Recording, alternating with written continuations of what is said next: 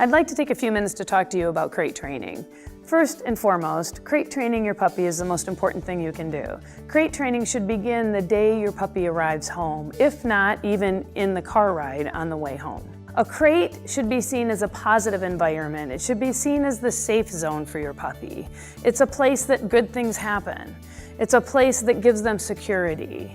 The crate is also the babysitter that's going to make sure that your dog doesn't make poor choices when you're off the clock.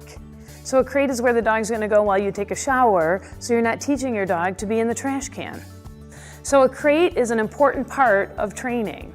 For the most part, dogs acclimate to the crate quite easily because genetically they're wired to have a small, confining, safe place. In the wild, the natural wild environment has a dog in a den. The den is very small and secure, therefore eliminating the possibility of a predator getting in and killing all the puppies.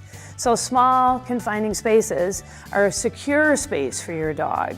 So when you choose your crate, the crate should be large enough for your dog to stand up holding his head high. He should be able to turn around and lay comfortably. Anything larger than that is not going to be helpful in the housebreaking process. We want to train our puppies to respect this crate as their space and to not potty in their space. So therefore, again, they should be able to stand up, holding their head upright, turn around, and lay down comfortably. When you begin to crate train your puppy, you do it in small sessions. You make this a positive experience. Just going in the crate is fun. So maybe you toss a little biscuit in the crate and let the puppy walk into the crate and then come back out of the crate. Teaching the puppy right out of the gate, just because he went in the crate does not mean that I'm going to lock you in and confine you. You might have your puppy find a new toy in the crate. Toss a toy in there, let him find it, let him bring it back out.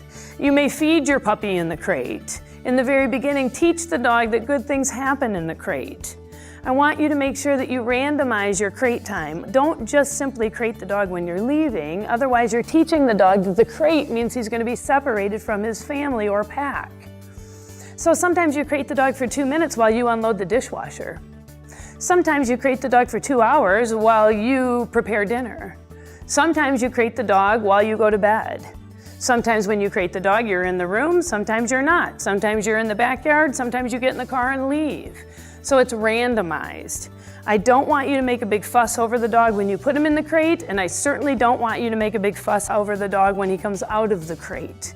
Let's keep the stimulation level low. Let's make it a positive experience to go in the crate or come out of the crate.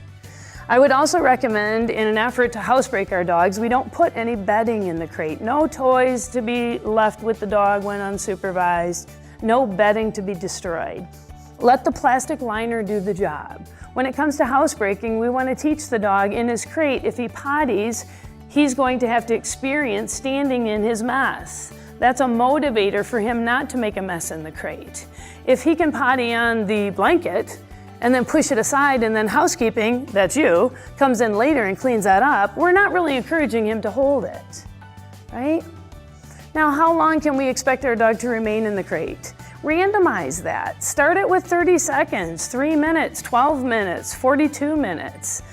Don't make that a pattern of separation. Just make it simply a process that you put him in the crate because you want him in the crate. And that's the end of that story. If we do a good job of crate training our dog, he should see his crate as a safe, comfortable place to be. And you should see that crate as a tool to help you train a well-mannered, acceptable dog in all conditions.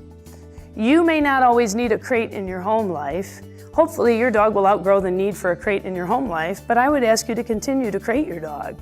Because when the day comes that your dog is sick and has to go and stay at the vet, what are they going to do with him? They're going to put him in a crate. And if you have not continuously reinforced that the crate is a positive experience, then you're taking your sick and compromised dog and adding stress to it because you have not prepared him for that experience. So the crate will travel with the dog as your life changes, as you move from home to home, as he has to go to a vet, as you stay in a vacation home. The crate is the safe, constant place. So crate training is a must for a well-mannered dog.